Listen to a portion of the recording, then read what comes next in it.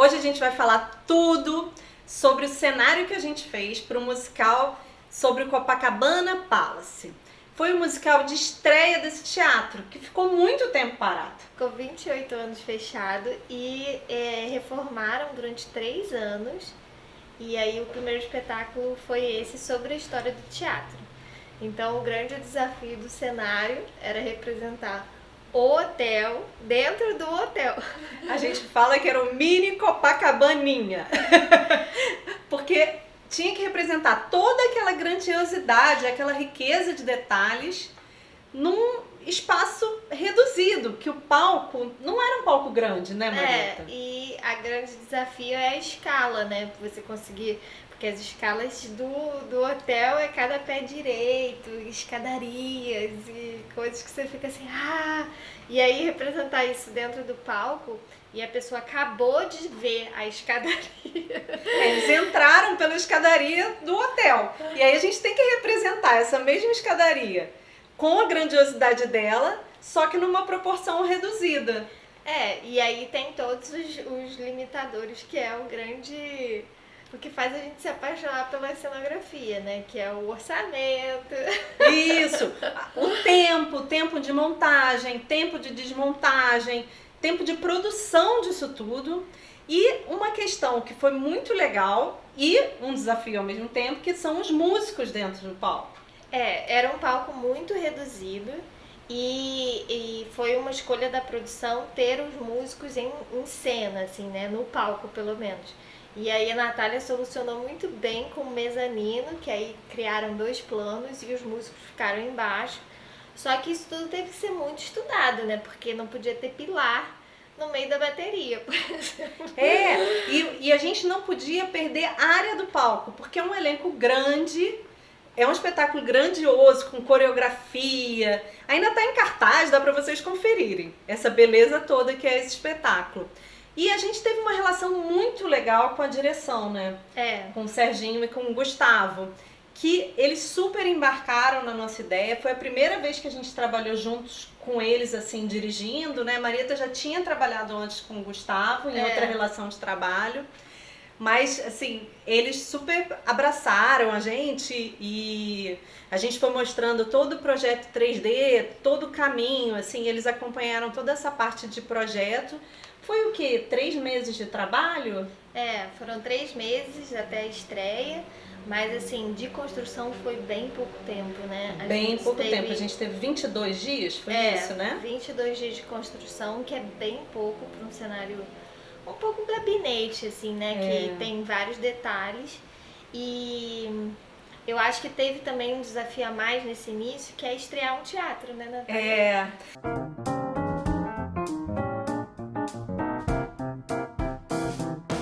A gente já estreou vários teatros nas nossas carreiras. Só que, normalmente, estrear um teatro, grande questão é que o teatro está em obra. Tem cimento, tem solda caindo. Lá não foi essa questão, porque o teatro estava uma riqueza, um brinco, assim, veludos. Tinha ar-condicionado funcionando. Ar-condicionado funcionando. Então, a gente teve outras questões, assim, de não danificar aquele espaço, porque a cenografia, ela entra com materiais grandes, né? Assim, apesar da gente modular para transportar, a gente tem um limite de quanto que a gente pode dividir as peças.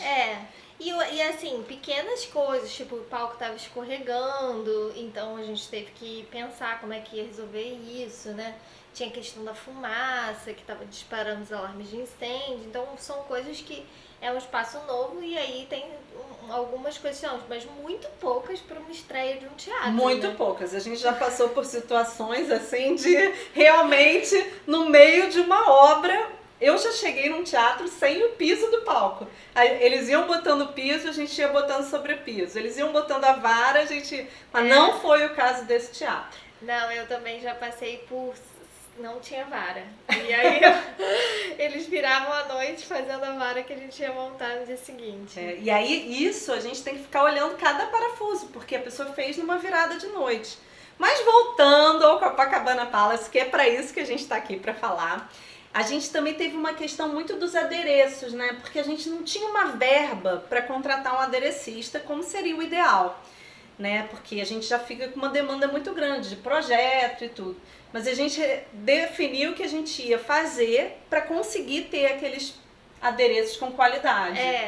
E principalmente adereços do cenário, né? Que compunham o que é o Copacabana Palace, que o Copacabana Palace tem muitos detalhes, né? Muitos. E aí, Natália entrou com a sua veia aderecista. A gente fez a Míssula, que esse nome a gente não conhecia, a gente foi conhecer por causa da Ana Frazão, que está no livro, na parte de pintura de arte.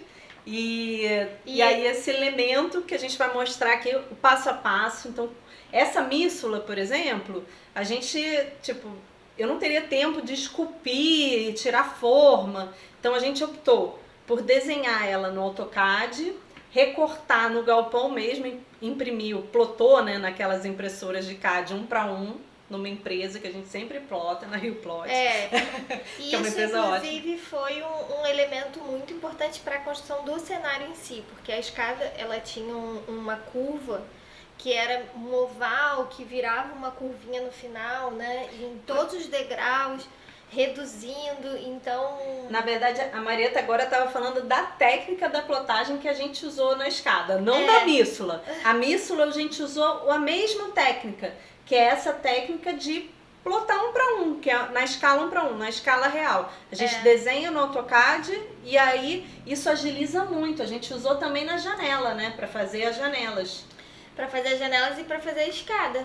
A escada também. É por conta dessa questão da curva, facilita muito no galpão quando eles podem marcar diretamente na escala 1 para 1, né? Então não tem que fazer cálculos e porque reduzir. Com relação à escada, a gente tinha uma questão que essa escada ela é uma elipse, mas para a gente ganhar espaço, não ficar perdendo espaço, a gente foi diminuindo, mudando a elipse de acordo com os degraus, para a gente ter essa otimização e para a escada não ir muito lá para frente.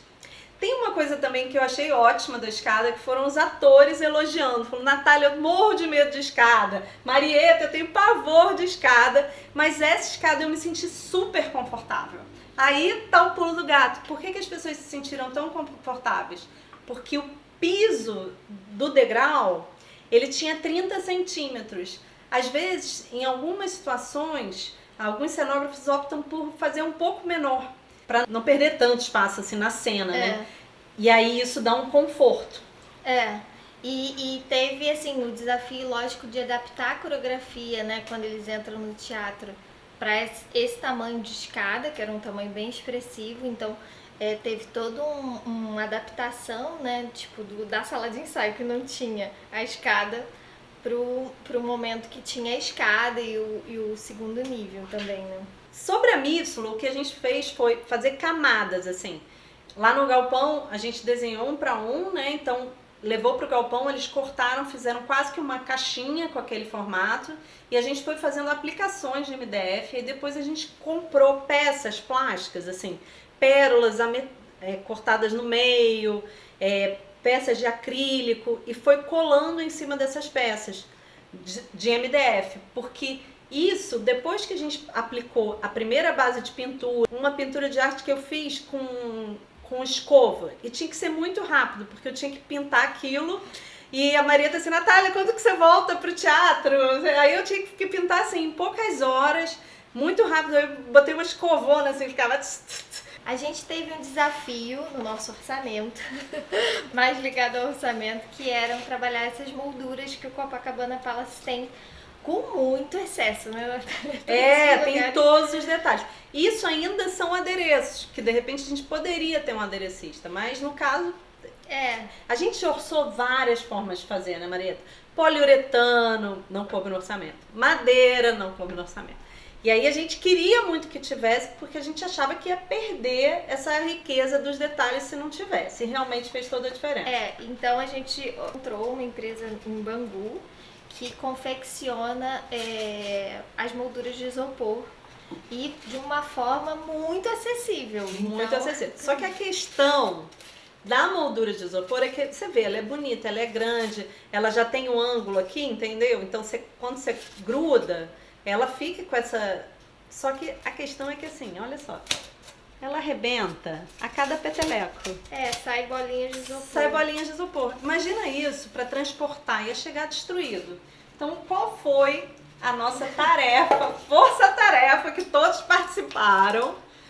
Lá no galpão, a equipe fez, no galpão do André Salles, né, nosso cena técnico, eles fizeram tipo um L de compensada, tá vendo? Com um sarrafo no meio. E aí, a gente ficava com essa peça nesse ângulo, para que ficasse já com ângulo, e depois a gente cobriu, essa aqui até que ficou na bolsa, assim, né? Foi um resto lá que a gente pegou para mostrar para vocês. A gente cobriu com uma camada de cola e algodão cru, passando o pincel e aí estufa, e, não sei, e aí depois a gente passou uma camada de tinta branca como base, e dependia, assim, nós que eram com alguma cor, porque esse cenário, ele parece, assim, que ele é todo do mesmo tom. Mas ele tem vários tons, né? Vários. A gente foi com a cartela de tinta da Coral lá no hotel pra gente ver quais eram as cores que eram da parte interna, pra gente não perder essa relação com o espaço. E isso aqui super funcionou, só que a questão é como cortar essa moldura. Porque essa moldura, a gente tinha umas coisas de cortar na diagonal também, assim, para encaixes, ou cortar para fazer a base da coluna, que tinha que fazer um 45 aqui. Só que ela é assim, se a gente corta assim, ela vai dar defeito. Então a gente teve que fazer uma caixinha de madeira para que ela apoiasse aqui e aqui. E ela apoiando assim, a gente conseguia cortar ela já em vários ângulos. Porque normalmente a gente usa isso no galpão, aquela serra, como que é o nome? Topejadeira. Que desce e ela já desce no ângulo. Só que como ela é de isopor, muito frágil, ela não podia entrar nessa serra. Então a gente fez uma caixinha que a gente pode mostrar aqui, né? De madeira para regular o ângulo que ela ia ficar cortada. A gente cortou com estilete, né? A gente cortou com estilete. Para fazer essas molduras cortadas no ângulo, a gente se baseou na ideia dessa caixinha que eu tinha aqui em casa, que é uma caixa para você cortar nos ângulos de 45 e nos ângulos de 90. Se a gente cortasse a peça assim, depois para encaixar, porque ela tem esse volume aqui, não daria certo. Então a gente teve que fazer... Segura aqui pra mim, Maria. A gente teve que botar ela no ângulo certo dela. E cortar o 45. Cortar assim, ou cortar retinho, ou cortar... Então a gente foi fazendo essas caixinhas pra gente possibilitar o uso dela. Só que a gente fez essa caixa grandona. Só que acabou ficando lá no galpão e a gente não teve como mostrar. Mas a base é essa simples caixinha de madeira... Cara, isso aqui vale a pena você fazer, porque tem várias utilidades, né? E o corte foi feito com estilete, porque essa caixinha existia, porque aí permitia você apoiar a lâmina nessa fenda e cortar direitinho. Então, apesar de ser um corte simples de estilete, se você não tiver a caixinha, fica torto, né?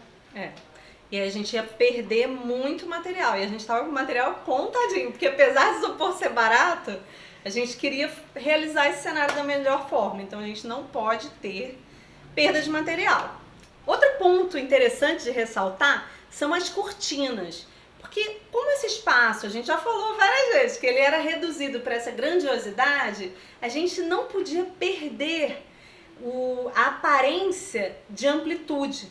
Então a gente optou por fazer uns fechamentos, que a gente chama de alemão, né, que é um fechamento lateral assim, perpendicular à boca de cena, e eles todos numa cor bem clara, um begezinho, quase branco. A produção foi incrível, ela conseguiu vários apoios, inclusive esses tecidos para cortina.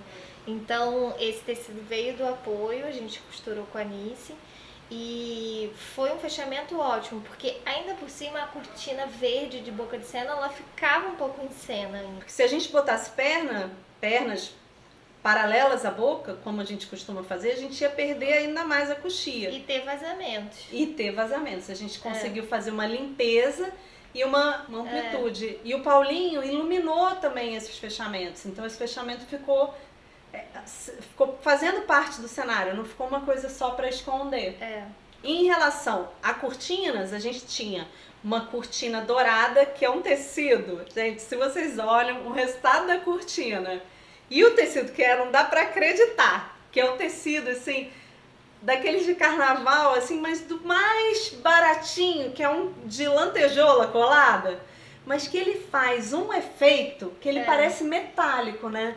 A gente teve esse momento, porque uma outra questão que a gente conversou muito com a direção é assim, o LED, ele era muito presente, e o LED, ele é muito importante para contar a história, para a gente ter a perspectiva do espaço que complementava com a cenografia, com as imagens que foram criadas pelo Rico e Renato Villarrouca, mas tem uma hora que você cansa de ter LED o tempo inteiro. E é como o Hélio falava, né? É um elemento de luz, na verdade, né? Ele tem imagem, mas ele é luz. Então, ele também tem uma dinâmica com os desenhos da luz, né? Que pode se tornar um pouco cansativo, assim, de você não ver um desenho de luz, né? Você não ter um momento de descanso mesmo.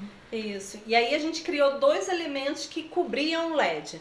Um era essa cortina dourada, que a gente acabou de falar, e o outro era um painel com o recorte das janelas, que são muito características daquela fachada do Copacabana Palace. Na verdade, a gente pegou a referência das janelas que dão ali para a piscina, né? Para uma área de piscina, que a gente achou que essa janela ela tinha um desenho assim que reproduziria mais fácil.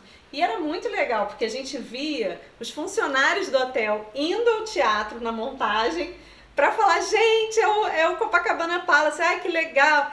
E no espetáculo eles falam também, além da família Guinle, né, que foi a fundadora do hotel, eles falam também dos funcionários que passavam por lá, porque a gente vivendo um pouco essa vida de hotel, a gente vê a importância que tem toda essa base de pessoas que trabalham lá e que receberam a gente tão bem e tudo. Com relação a essa janela que descia, a gente teve uma colaboração muito grande dos atores, né, Natália? Muito! Porque atrás da janela, a janela ficava entre a janela e logo depois o LED. Isso no segundo nível, né? Então o espaço que tinha atrás da janela era bem pequeno, era assim o mínimo que a gente podia ter. A gente até brincava que eu falei, você vai ter que fazer egípcia, sabe? Assim, mas eles entravam, ninguém percebia muito isso. Mas se a gente perdesse um espaço, que esse projeto, acho que realmente foi o projeto que cada centímetro fez a diferença. A Júlia Gorma entrava com figurino, tipo, esplendoroso. Aliás, o figurino é um comentário à parte. O figurino da Karen é lindo. E aí ela nunca reclamou, né? Ela se deu um jeito e conseguiu aproveitar aquele espaço e entrar linda, assim, em cena. Então teve essa colaboração muito grande, porque realmente era uma medida ali que a gente não podia mudar, né? Porque é muito pequeno. E teatro é isso, né? Uma arte coletiva. Se a gente não tem todo mundo abraçando a cenografia, assim, abraçando, querendo que aquilo dê certo, querendo que aquilo funcione para o espetáculo, querendo que aquilo interaja com o espetáculo, a cenografia ela vira um pano de fundo ou um elemento que atravanca, né? E a gente também teve uma senhora no elenco, né, Natália? A gente teve, a Natália super se preocupou de fazer uma escada com o corrimão dos dois lados, pelo menos nenhuma coxia, né? Para ela entrar no segundo nível com segurança e poder estar em cena bem, né? Porque é perigoso, né? No escuro e tudo isso. A gente tem que ter toda essa consciência, assim, que a gente está lidando com material humano muito importante, né? Que são insubstituível. Tem várias questões em um cenário como esse, em qualquer cenário, que são as logísticas. Tanto de planilhas, que a Marieta é uma fera, né? Tipo, é a rainha das planilhas, assim, de previsão, de prever o que vai acontecer. E a questão, assim, de transporte. Por exemplo, quando você tem que parar com um caminhão em Copacabana para descarregar um cenário, você tem que pensar que aquele caminhão, ele só pode circular num certo horário. Então, você tem que chegar com esse caminhão de madrugada para ele poder descarregar no horário que é permitido pelo teatro. E por ser no Copacabana Palace, o Copacabana Palace ele tem muitos eventos. E muitas entregas, né? Muitas entregas. Então, entrega de flor, entrega de comida pro hotel, entrega de tudo. Então, esse setor de carga e descarga do Copacabana tem mais ou menos 4 vagas para caminhão, né? Isso. E aí, esse caminhão encostar de madrugada também garante a vaga dele. Isso, pra gente não atrasar a montagem, porque a gente tem poucos dias de montagem. Então, a gente não pode perder, se dá o luxo assim, de perder uma manhã de montagem porque o caminhão não chegou. Porque se ele chega a partir das 10, que é o horário que ele pode circular na Zona Sul, o início da descarga vai ser tipo 2 horas da tarde. Então, a gente já perdeu metade do dia quase, né? Então, a gente fez todo um trabalho para conseguir encostar na madrugada, ter vaga nessa madrugada, porque vários encostam de madrugada também. E aí conseguir descarregar num melhor lugar, assim. E a gente também teve uma colaboração do hotel pra gente entrar com as peças maiores pela Avenida Nossa Senhora de Copacabana, pela plateia do teatro, que era novíssima. Novíssima. A gente ficava assim, né? Olhando, pelo amor de Deus, pelo amor de Deus. Cuidado, cuidado, cuidado. Tem umas folhas de madeira incríveis que se você lascar, não sei. Ah, meu Deus! A gente estava lá numa das outras entregas, assim, porque como a gente teve pouco tempo de construção, algumas peças foram depois. Não, e também não ia caber tudo. Não ia caber tudo no palco. A gente teve que montar primeiro as coisas aéreas, né, os elementos aéreos, para depois conseguir montar esses praticáveis, esse mezanino, né, essa escada, porque senão não ia ter nenhum lugar para botar. E nessa plateia riquíssima, a gente não podia botar assim na plateia, né? Que normalmente a gente faz muito isso, a gente deixa encostado na plateia com todo cuidado, mas... a gente deixou uma parte e conseguiu deixar no foyer, né? Conseguiu. Foi uma negociação super legal, assim, das produtoras que apoiaram muito a gente, né? Com essa questão também, eu lembrei agora do segundo nível, né, desse mezanino, a montagem de luz aconteceu antes do cenário, que normalmente é ao contrário, né? Então, a montagem do LED e da luz foi antes do cenário entrar. Então, um dia antes, né? Então, eles tiveram esse tempo para colocar as cases, para poder baixar as varas, porque senão eles teriam que montar em cima do mezanino. É isso, a gente teve que alinhar muito com o Paulinho para que essa montagem de cenário pudesse acontecer depois da montagem da luz. E a Vera Novello, ela apoiou muito a gente, que é produtora, uma das produtoras do espetáculo, nessa parte da montagem, de estar junto, de dar apoio pra gente, né? A Alice ficou muito assim na parte de financeiro, né? Que também assim é muito complicado, porque tem uma coisa de pagamento com a lei. Tem toda uma especificidade na nota fiscal, né? Que ela tem que vir com a descrição do projeto, do PRONAC. Então ela ficou mais nessa parte. E o Pix agora ajuda muita gente nesses pagamentos. Muito. Mas é uma logística que requer assim um empenho da produção para que isso funcione. E a gente teve reuniões antes sobre a montagem. Então é como se a gente traçasse uma coreografia ali do que vai acontecer no palco a cada momento, pra gente não se bater e, tipo, conseguir trabalhar com harmonia, né? Claro. É muito trabalho. Parece, assim, eu acho que agora nessa era de muito computador, as pessoas pensam assim, copia e cola. Mas não é, do 3D até a realização do projeto é um caminho muito longo, que tem muitas pessoas envolvidas, muitas reuniões, muitas combinações para isso tudo se alinhar e conseguir ficar do jeito que a gente apresentou no 3D. Então, para isso, tem uma quantidade de arquivos enormes. Tanto arquivos de desenho, de detalhamento, quanto de planilhas, de logística. Listas, os orçamentos todos, esse alinhamento com o orçamento que a produção tem, com como é que paga. Então, é um caminho muito longo. E eu acho que essa parte é bastidores dos bastidores. Então, acho sempre que, sim, bom se mostrar. você quer ser cenógrafo ou quer trabalhar com cenografia, essa organização é fundamental. Como eu falei dessa adaptação que teve da coreografia da sala de ensaio para o palco, a gente teve muita colaboração da coreógrafa, que foi a Roberta, que eu acho que ela fez direção de movimento também. E aí ela pôde, junto com a gente, elaborar também uma outra cena, que era a cena da cozinha, né? Isso. E essas mesas que entravam e saíam de cena, com as cadeiras, isso tudo foi estudado junto com ela. A gente levou as mesas para o ensaio, assim, logo no começo dos ensaios, assim, na primeira semana eles já tinham as mesas, então era muito importante, porque as mesas, elas viravam tudo, assim, elas eram a base, por exemplo, para o Cassino. Cassino foi outro adereço que a gente fez também, que a gente pegou uma tina de fritar acarajé, juntou com um pedaço de um ventilador, com os negócios de socar limão. E aí, com a pintura do Renato, né, que é um assunto à parte, que ele ficou lá empenhado na pintura, com todo cuidado, isso fez com que a gente tivesse lá a mesa do Cassino, nas proporções que poderiam passar na coxia. Exatamente. E apoiadas sobre as mesas, que eram base de tudo, né? Dessas mesas a gente fez tampos redondos e quadrados, já com a toalha presa, que foi uma coisa que a gente elaborou de um outro musical. Então, isso garante que a toalha vai ficar alinhada. Porque toalha torta, né? Você entra em cena, você fica lá na plateia suando, né?